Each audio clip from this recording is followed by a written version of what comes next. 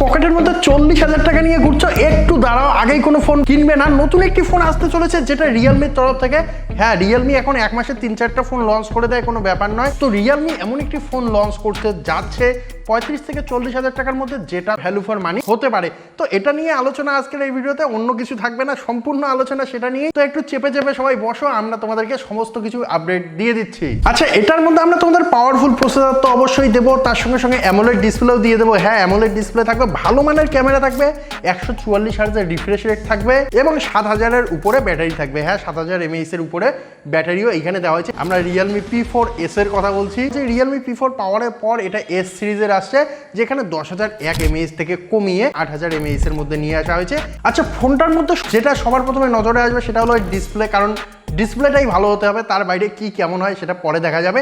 তো এইখানে একটা 6.78 ইঞ্চের 1.5K রেজলিউশনের অ্যামোলেড ডিসপ্লে দেওয়া হয়েছে, যেটা অবশ্যই একটা 5 ডিসপ্লে হবে এবং এটার মধ্যে 144 হার্জের হাই রিফ্রেশ রেট, তার সঙ্গে সঙ্গে 6500 নিটসের পিক ব্রাইটনেস দেওয়া হয়েছে। হ্যাঁ, এটা দুর্দান্ত একটা ব্যাপার। ডে লাইটের মধ্যে কত লাইট আসুক, এটার কিছু যায় আসবে না, এটা তোমাদেরকে একদম ক্রিস্টাল ক্লিয়ার ডিসপ্লে কোয়ালিটি দিতে চলেছে। তার সঙ্গে সঙ্গে অ্যামোলেড প্যানেল হওয়ার কারণে যতটা কালার হবে না, তার থেকে বেশি কালার তোমরা দেখতে পাবে, ডেপথ ভালো হবে, কালার কিন্তু অবশ্যই ভাইব্রেন্ট হবে, তার সঙ্গে সঙ্গে কন্ট্রাস্টও অনেক ভালো হবে। এবং তার সঙ্গে এখানে কিন্তু আর একটা জিনিস করেছে, যেটা হলো এই ডিসপ্লেটা কিন্তু নর্মাল ডিসপ্লে নয়, স্যামসাং যেগুলো ফ্ল্যাগশিপ লেভেলে ইউজ করে সেই ডিসপ্লে এখানে ইউজ করা হয়েছে, যেটাকে বলা হচ্ছে স্যামসাং ফ্ল্যাগশিপ ডিসপ্লে। হ্যাঁ, এখানে একটা স্যামসাং এর ফ্ল্যাগশিপ ডিসপ্লে দেওয়া হয়েছে, যেটা রিয়েলমি বলছে কোথার থেকে উঠিয়েছে, চায়না নাকি অন্য কোনো জায়গা সেটা কোম্পানি জানে, তবে ভাই নাম চিপকে দিয়েছে। অর্থাৎ কোম্পানি বলতে যাচ্ছে যে আমরা একটা খুব ভালো স্মুথ ডিসপ্লে দিয়েছি, ব্রাইটনেস ভালো দিয়েছি, অ্যামোলেড ডিসপ্লে দিয়েছি, তার সঙ্গে সঙ্গে বড় মাপের ডিসপ্লে দিয়েছি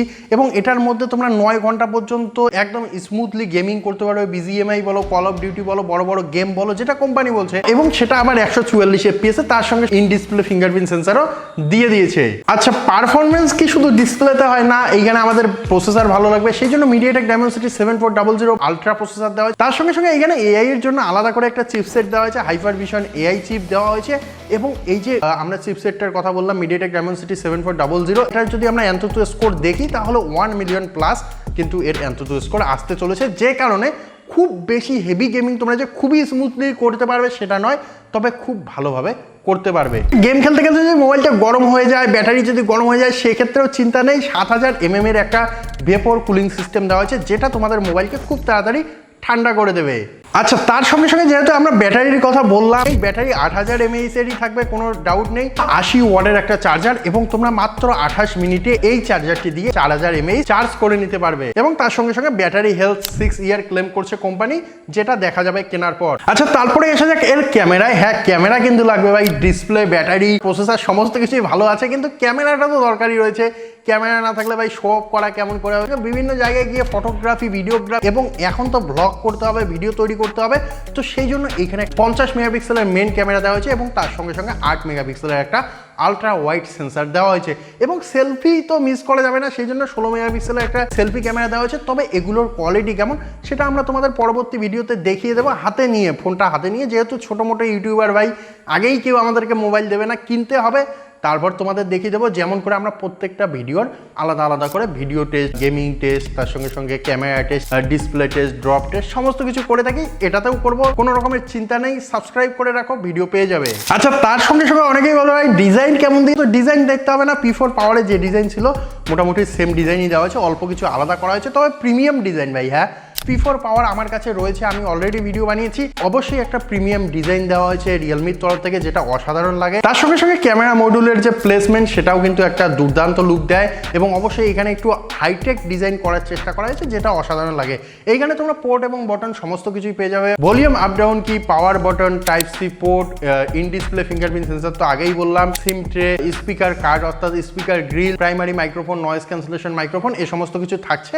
এক্সট্রা কিছু থাকতে পারে, তবে সেটা পরে বোঝা যাবে। তার সঙ্গে সঙ্গে এখানে ডিউরেবিলিটি দেখলে আমরা কিন্তু এখানে IP69, 68, 66 পাচ্ছি, যে কারণে ওয়াটার এবং ডাস্ট রেজিস্ট্যান্ট হয়ে যায়। তার সঙ্গে সঙ্গে এখানে কোর্নিং গরিলা গ্লাস 7i থাকবে, যে কারণে তোমরা যদি ফেলে টেলে দাও, ফেললেও তোমাদের হার্ট অ্যাটাক হবে না, হ্যাঁ বেঁচে যাবে ফোনটা। এবং মোবাইলটা অবশ্যই রিয়েলমি ইউআই এর উপর চলবে, এখানে অন্য কোনো ইউআই কেউ ইউজ করবে না। অ্যান্ড্রয়েড 16 তো থাকবেই, লেটেস্ট অ্যান্ড্রয়েড সিস্টেম, যেটার মাধ্যমে তোমরা ক্লিন এবং দুর্দান্ত এবং নতুনত্ব কিছু দেখতে পারবে ফোনটির মধ্যে। 35 থেকে 40 হাজার টাকার মধ্যে হয়তো বা মোবাইলটা ইন্ডিয়া মার্কেটের মধ্যে লঞ্চ হবে, তবে এটা বোঝা যাবে এই মাসের 26 তারিখ অর্থাৎ অগাস্টের 26 তারিখ এই দিনই এই ফোনটি লঞ্চ হচ্ছে। তাই তোমরা যারা 40,000 টাকা নিয়ে ঘুরছো তারা একটু ওয়েট করো, ফোনটার ডিটেলস দেখো, সমস্ত কিছু জানো, তারপরে ফোনটাকে পারচেস করো। এবং আমাদের চ্যানেলটিকে সাবস্ক্রাইব করার জন্য কোনো কিছু জানতে হবে না, সেই জন্য একটু সাবস্ক্রাইব করে দাও এবং আমাদের পাশে থাকো। জয় হিন্দ।